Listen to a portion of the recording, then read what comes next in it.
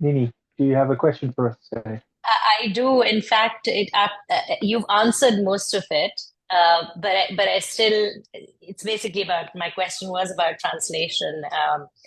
And so you had mentioned Russian, and I was going to say that you were talking Dostoevsky, and the fact that there have been many translations that have been done, and then of course the latest ones came because it was the Richard Pevear and Larissa Volkonsky translations, and it was the husband and wife team, blah blah blah. We all know about that, right? So that was a different method. There was an entire different methodology as opposed to what you actually, like I said, you half answered the question that I had, that there are so many untranslated authors in of Portuguese literature, that why choose something that has already been translated? It's like a wasted opportunity, or whatever. I don't know. I mean, it's not like everything's been done like in Russian, but it's okay. To do five, six, seven more. But so what you said in your answer, like I said, it answered it quite a bit. You said that they have this voice and you didn't read them, and then you went back and you compared it, and you tried to see, okay, they're bringing this voice and this voice. So I only know the Margaret Jewel Costa one that I've read both yours and hers. So I'm really curious to know, what do you think? I don't know if this is going to put you in an awkward situation or what, but purely from academic reasons, like, why did you feel that you needed to do something that has already been done before, as opposed to the plethora of books that are out there? That's a great question and so valid. I mean, when I started mapping out other translations of Machado in other languages, it's almost, you start tearing your hair out because you look at, there are, seven translations of Memórias Póstumas in Italian and eight of Dom Casmurro, and then, where are the others? Um, these are books that seem to have their own magnetic field. Um, but from an academic standpoint, the place where I saw that I could make a real contribution and sort of my North Star was to do a historically situated translation of Brás Cubas, in the sense that in previous editions, and not necessarily as a stated goal, but almost as a subtext in some cases. So the previous translations that had circulated widely were William Grossman's from 1952, which is Epitaph of a Small Winner, and then Gregory Rabassa's with the Oxford University Press in the 1990s, which is the Posthumous Memoirs of Brás Cubas. Um, both of them, they share not necessarily a stated goal, but they don't make an effort to bring a whole lot of historical, cultural, Brazilian context to the table. And this I found worthy of remedying, because the most obvious bridge, it's hilarious when you when Sonia in the introduction listed off the many authors that Machado has been compared to, and just like, when you put these together, who is this guy? But perhaps the most obvious connector between at least Brás Cubas and the English language is Tristram Shandy. This digressive autobiographical phrase, it's a book from which he draws stated declared inspiration. And when the first translation came out of Memórias Póstumas in the 50s, there were some who wondered why should we bother reading an Portuguese language imitation of Lawrence Sterne that came out over a century after he wrote Tristram Shandy.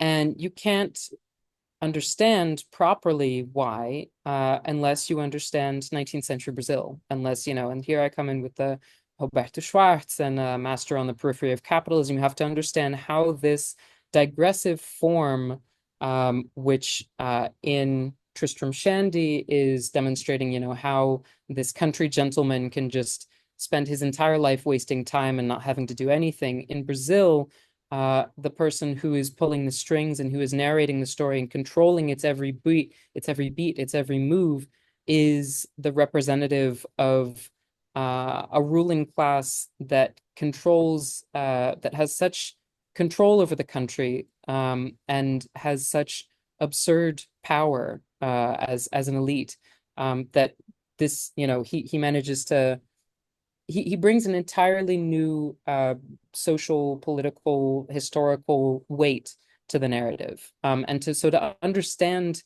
the genius of Machado, you have to understand his time and his place. And I think we know that very few Americans know anything at all about Brazilian history, let alone, 19th century Brazilian history. Um, so my goal, just, not necessarily even, as I say, I had no idea if I was going to be able to publish, but to just produce a translation that would provide the resources for readers to open those doors. Obviously, I'm not translating the book for people who already know everything about 19th century Brazilian history. There would be no reason for the translation. So, how do I interest this person in reading the book? And then once I've got them there, how can I convey to them what Machado is doing? So, on, the sort of micro level, part of that was making slavery as visible as possible in the text without breaking sort of the thin skin of the bubble that Machado builds around Brás Cubas. So it's constantly there, but he's never really seeing it, never really bringing it into focus, never really talking about it.